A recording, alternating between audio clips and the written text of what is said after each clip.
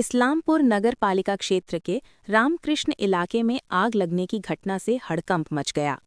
इस घटना से इलाके में काफी अफरा तफरी मच गई है। मौके पर फायर ब्रिगेड की एक गाड़ी पहुंची।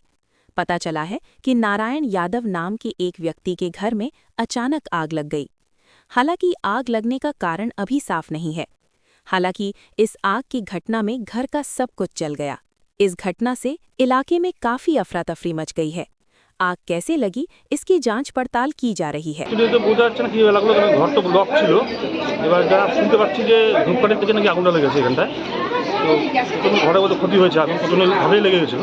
তারপর তৎক্ষণাৎ দমকল এনে আসে, এসে আগুনটা নিয়ন্ত্রণে আমরা বলতে আনতে পারিনি, চেষ্টা চলছে এখনো। বলছি এই হচ্ছে ঘটনা। কি করে হলো, মানে কিছু জানা না, যাচ্ছে? কিছু বোঝা যাচ্ছে না কি থেকে হলো। ক্ষতি হয়েছে? ক্ষতি হয় অনেক কিছু ক্ষতি হচ্ছে। যে এখানে একটা কোম্পানির ফ্যামিলি ভাড়া থাকবেন, ওনাদের ওষুধপত্র, ফাইলপত্র অনেক কিছু পড়ে গেছে, বিছনাপত্র, আসবাবপত্র সব পুড়ে গেছে।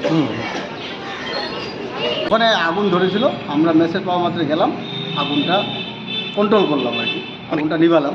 কিভাবে আগুনটা লেগেছে? কন্ট্রোলে? হ্যাঁ, আগুন কন্ট্রোল হয়েছে, আগুন নেই। কটা ইঞ্জিন গেছিল ঘটনাস্থলে? একটা ইঞ্জিন গেছিলো। বলছি যে কি দেখে আগুন লেগেছে কি বলবেন? ওখানে তো আমরা বাড়ির মালিক পাইনি, ওরা একটা হসপিটালে বলে ওদের আত্মীয় অসুস্থ ছিল, হসপিটালে গেছিলো, তালা লক করা ছিল। তো আমরা জানলা দিয়ে ওটাকে জানলাটা ভেঙে আমরা সাইডে আগুনটা যখন দেখতে পেলাম, তো ওরা তো বাড়ির মালিক কেউ নেই। তো এইবার আমরা আগুনটা নেভানোর পর যে ছিল হসপিটালে তার কাছে খবর গেছে, সে এসছে। তো ওনাকে বললাম আপনাকে কোনো ধূপকাঠি জ্বালিয়েছিল, বলে না কোনো কিছু জানি না, জ্বালাইনি আমরা। তো আমরা দেখলাম যেটা ইয়ে করে ওখানে ঘুরে ফিরে দেখলাম, আগুনটা নিভালাম, তো দেখেছি ওরা কিছু জ্বালায়নি যেহেতু, তো ওটা আমাদের অনুমান যে ইলেকট্রিক শর্ট সার্কিট থেকে হয়েছে আগুনটা। ভিতরে কি কি নষ্ট হয়েছে?